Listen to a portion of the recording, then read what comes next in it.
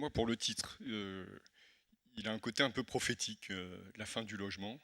Euh, J'aimerais plutôt partager avec vous une hypothèse que la question de l'habitat a été beaucoup envisagée sous l'angle du logement. Il y a une équivalence de termes entre ce qu'est l'habitat et ce que serait le logement. Et moi, il me semble que cette question-là, aujourd'hui, elle mérite d'être posée. Et je fais l'hypothèse, en tout cas, qu'on on est en train de sortir d'une approche strictement logement. Alors, qu'est-ce que j'entends par là? Que le logement, déjà, et je vais essayer d'être rapide et de dire deux, trois choses là-dessus, le logement, c'est une invention du 19e siècle, enfin, qui s'est élaborée peu à peu au 19e siècle. Ça ne s'est pas inventé en une seule journée, c'est évident. Euh, et c'est une manière d'envisager la question de l'habitat selon certaines modalités. Et c'est des modalités qui sont très particulières, qui ne ressemblaient pas à ce que c'était avant, par exemple, la révolution industrielle. Et que ces modalités se sont accompagnées d'un type de construction, un type de construction auquel finalement les architectes se sont intéressés très très tardivement. Au 19e siècle, il y a assez peu d'architectes qui s'intéressent à la question du logement. Ça vient très tardivement. Mais c'est un type de construction qui se normalise jusqu'à l'extrême. Je ne redirai pas tout ce qui a été dit ce matin, mais il est clair que c'est un processus lent qui a amené aujourd'hui à une sorte de situation d'extrême normalisation.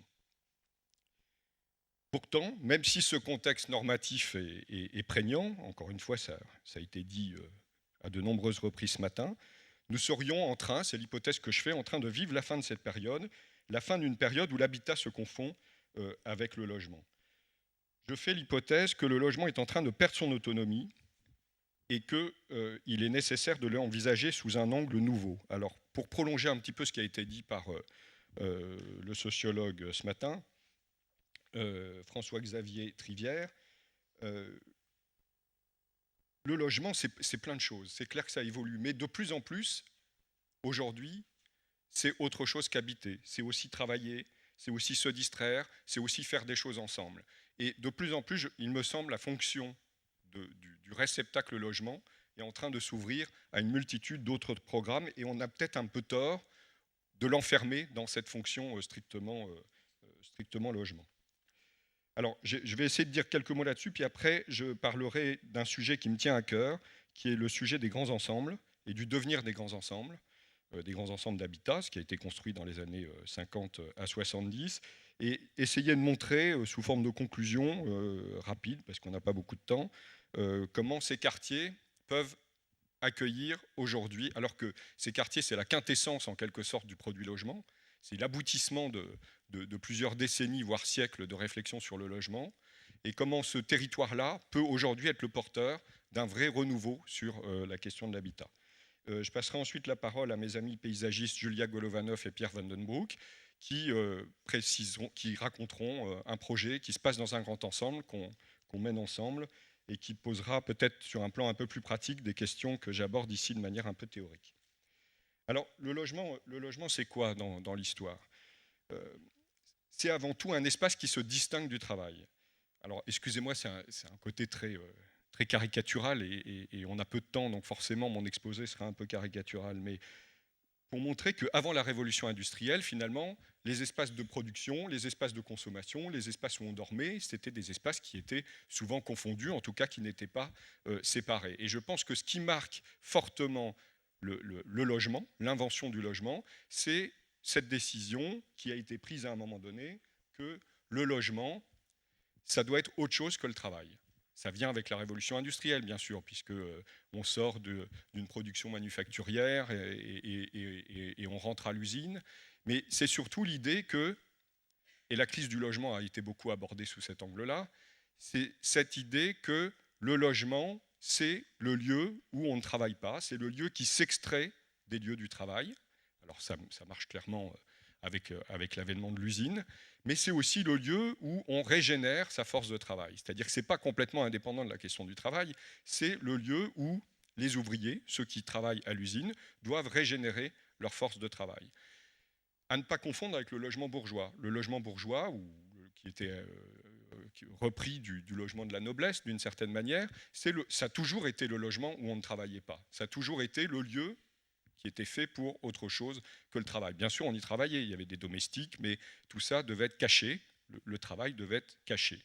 Et le modèle du logement social, à partir de la fin du 19e, début du 20e siècle, a été celui du logement bourgeois, parce que c'était le logement où on ne travaillait pas. Mais il ne faut pas confondre les choses, c'est-à-dire que la raison pour laquelle on a construit ces logements sociaux, ce qui est devenu le logement de masse avec l'accomplissement des grands ensembles, c'est un logement qui est fait pour que les ouvriers, les salariés, puissent régénérer leur force de travail et être en meilleure situation de production à l'usine.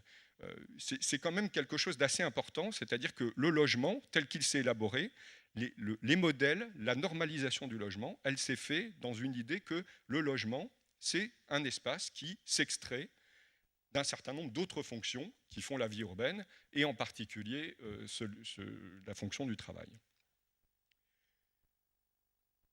Alors, le logement, c'est aussi des choses très paradoxales. Je vais rester peut-être sur cette image. Le logement, c'est aussi des choses très paradoxales. C'est à la fois une marchandise et un bien public. On l'a vu ce matin, on en a parlé, c'est une valeur marchande, mais c'est aussi quelque chose, un bien partagé et un bien public.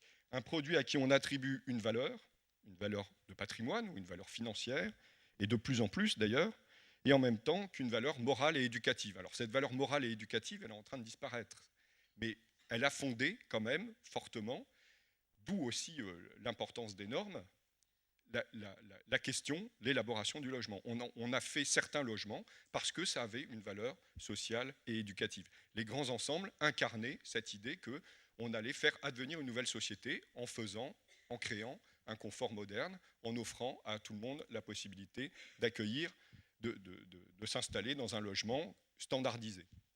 Cette question d'une pédagogie par le logement, c'est une question essentiel dans cette histoire du logement, qui a déterminé les formes et qui a déterminé la normalisation. Aujourd'hui, on est un peu sorti de ça. D'ailleurs, la question de l'éducation a été posée ce matin, notamment par rapport aux normes techniques, en disant 19 degrés c'est bien, mais il faut aussi éduquer les personnes par rapport à l'utilisation de ces logements qui sont faits pour être chauffés à 19 degrés et pas plus. Cette question-là, elle est évacuée. Mais elle est au cœur, elle a été au cœur, en tout cas, de la question du logement et de la question de sa normalisation. Depuis un siècle et demi, le logement, c'est essentiel dans l'histoire des villes, c'est la matière première de nos villes, et c'est la cible privilégiée de toutes les politiques urbaines et sociales.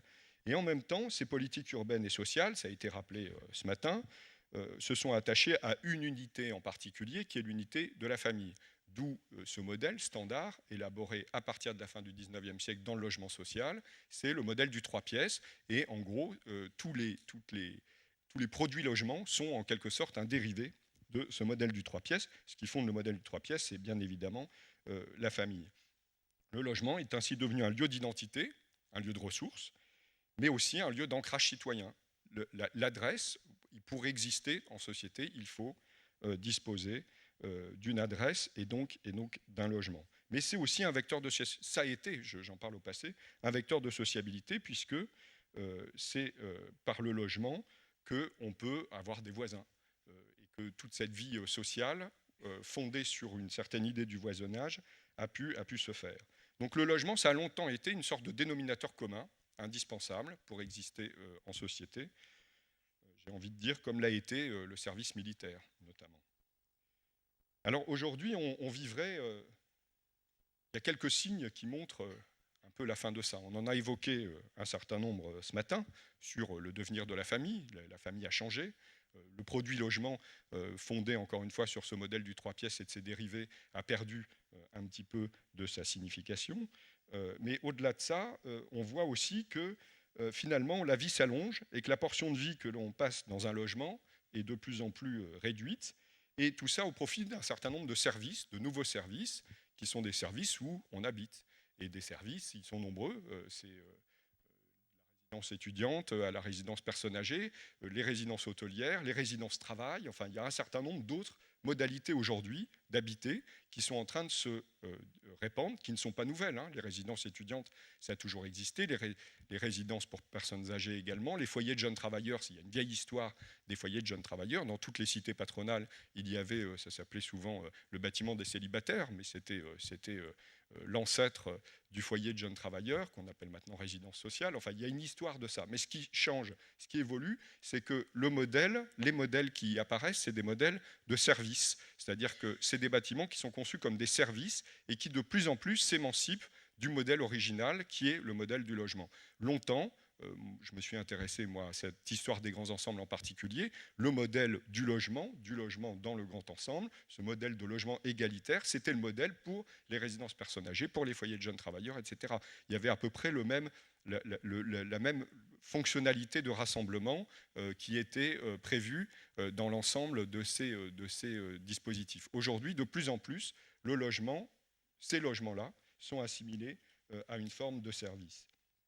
Et puis, ce qui change aussi, c'est la relation de l'habitant, qu'il soit propriétaire ou locataire, qui évolue vers plus d'autonomie. Alors ça a été évoqué aussi ce matin, mais il y a une dimension dont on n'a pas parlé et qui, à mon avis, est essentielle, c'est la dimension du travail. Il y a le télétravail, c'est quelque chose qui est en train de se répandre, mais largement au-delà de ça, de la question du télétravail, il y a aussi le fait que, de plus en plus, le travail, le logement, l'habitat sert à permettre, pour beaucoup d'habitants, à développer une activité économique.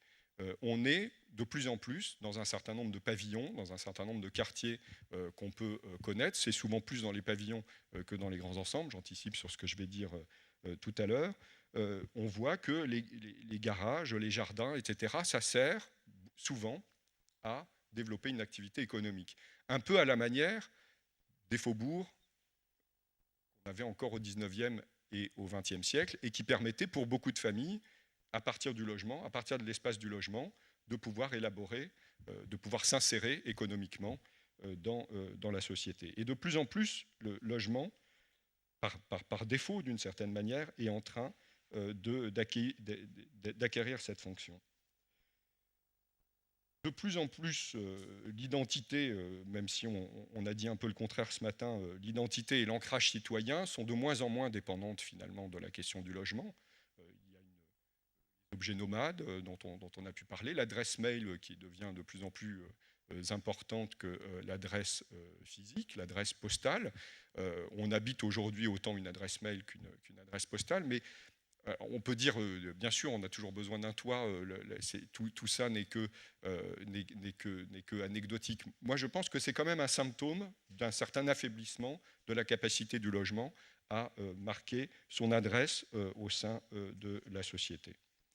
Et puis, il y a autre chose, à une échelle, alors là, planétaire, on parle de plus en plus de l'urbanisation de la planète, on parle de plus en plus du fait qu'on habite en ville, et effectivement, le thème aujourd'hui, c'est habiter en ville, et pour cause, plus de la moitié dans le monde, à l'échelle planétaire, habite en ville, mais ce qu'a très bien montré Mike Davis, dans son ouvrage qui s'appelle World of Slums, qui a été traduit Le pire des mondes possibles, qui n'est pas une très bonne traduction, que la réalité, c'est qu'en fait d'urbanisation du monde, ce qui se passe à l'échelle planétaire, c'est ce qu'il a appelé une bidonvillisation du monde, ou ce qui a été traduit par une bidonvillisation du monde.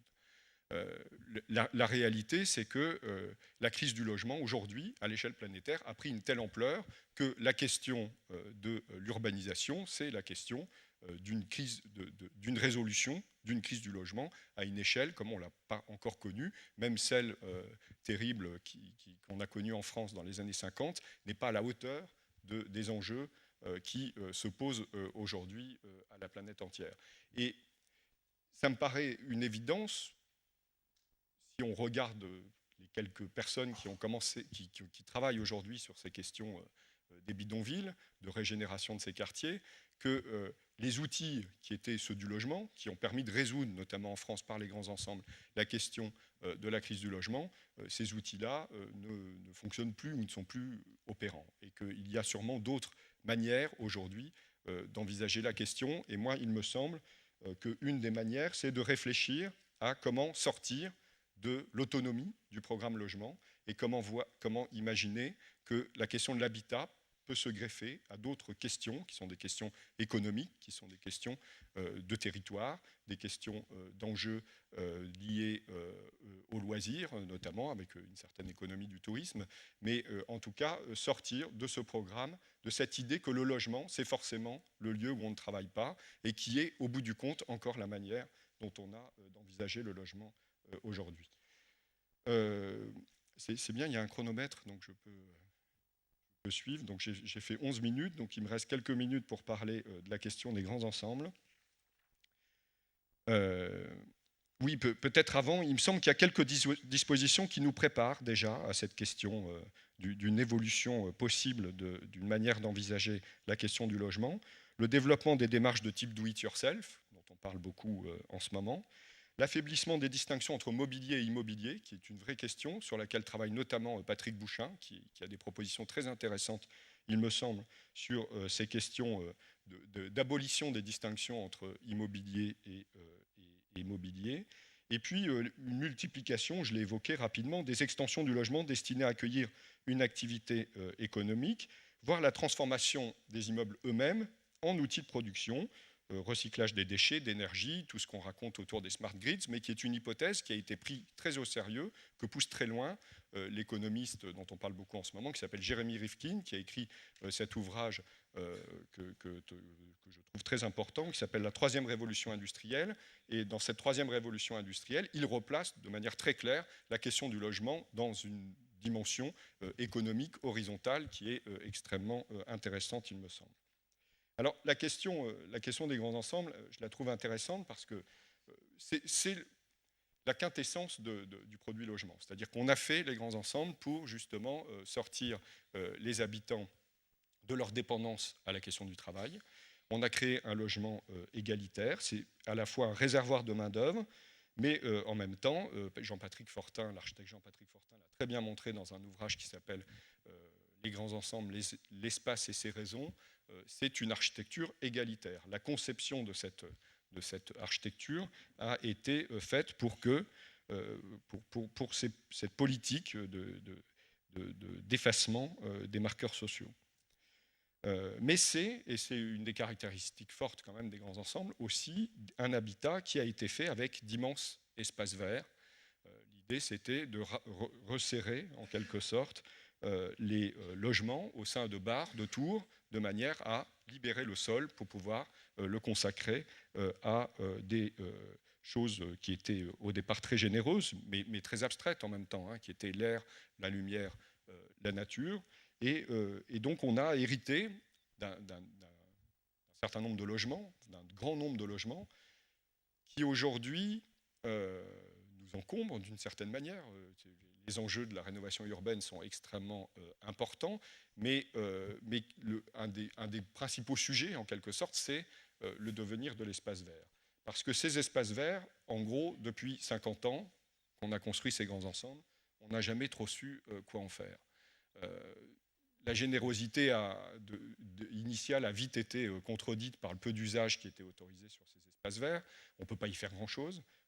Ils étaient gérés par des bailleurs, ils sont gérés souvent aujourd'hui par des collectivités locales, mais il ne s'y passe pas grand-chose finalement sur ces espaces verts. Et puis ils coûtent cher. C'est une charge pour la collectivité. Ça a été une charge longtemps puisque c'était imputé sur les charges locatives, donc c'était une charge pour les locataires. C'est moins vrai aujourd'hui. Beaucoup de collectivités ont repris ça en main, mais ça a été quand même un souci. Ce qui fait que dans cette histoire des grands ensembles, on a une première conception, effectivement, d'absence de rue. C'est quand même ce qui caractérise la plupart des grands ensembles, c'est qu'il n'y a pas de rue et que les bâtiments sont très éloignés des uns des autres, ce qui permet d'avoir un espace élargi entre les constructions. Mais très vite, ces espaces verts, ces grands espaces entre les bâtiments ont été réduits au fil du temps. Augmentation du nombre de voitures, défaut d'entretien, les coûts que je viens d'évoquer, qui fait que finalement, le moins qu'on puisse dire, c'est que ces espaces verts n'ont pas rempli leur rôle. On a ensuite ajouté des rues à partir des années 80-90. L'urbanisme de rue est venu s'introduire dans les quartiers des grands ensembles. On a recréé des îlots, on a parfois percé certaines constructions pour permettre à ces rues de passer. On a créé des îlots. Donc on a commencé déjà à les réduire ces grands ensembles. Et puis, plus récemment, avec notamment les politiques autour de l'ANRU, on a découpé des parcelles. On a été au bout de ce projet de banalisation des grands ensembles. Et finalement, ce qui reste de ces grands espaces verts, c'est la plupart du temps des jardins de vue, c'est-à-dire des jardins qu'on appelle résidentialisés, c'est-à-dire des jardins qui sont en pied des bâtiments, mais on a très peu d'usage sur ces éléments-là. Je pense que Julia et Pierre en diront un peu plus tout à l'heure. Et puis, souvent, alors c'est le cas sur un certain nombre de quartiers sur lesquels on travaille, il y a des pavillons. L'habitat pavillonnaire est souvent à proximité des bars et des tours des grands ensembles. Et dans ces pavillons, où les espaces extérieurs sont souvent beaucoup plus réduits, il se passe énormément de choses. Et de plus en plus, dans un certain nombre de quartiers populaires, on voit toutes sortes d'usages, des activités économiques, des initiatives collectives, des salons de coiffure qui se mettent dans les garages, etc. Et donc une possibilité de fauborisation, d'une certaine manière, offerte par les pavillons, que n'offrent pas du tout les grands ensembles. Or, les grands ensembles dans leur état actuel. Or, il me semble que finalement, aujourd'hui, si on revoit la manière d'aborder la question du logement, la question de l'habitat, et qu'on la lie à un certain nombre de questions économiques, mais d'économies peut-être plus endogènes, que d'offrir la possibilité, comme dans un certain nombre de pavillons, aux habitants de pouvoir s'investir sur un certain nombre d'activités économiques, d'activités associatives, d'activités, ce qui existe mais qui ne trouve pas vraiment de place aujourd'hui dans les grands ensembles, et bien finalement, si on ouvre cette question de l'habitat à tous ces autres enjeux plus horizontaux, on peut finalement trouver une nouvelle vocation à ces espaces verts des grands ensembles. Et finalement, cet habitat, qui a été conçu encore une fois comme la quintessence du logement émancipé de la question du travail et des autres fonctions urbaines, peut trouver paradoxalement l'occasion de trouver une régénération, et une génération qui, à mon avis, peut être très pilote, peut être très d'avant-garde par rapport à cette question de l'ouverture de ce que le logement doit pouvoir devenir dans les années qui viennent. Je vous remercie.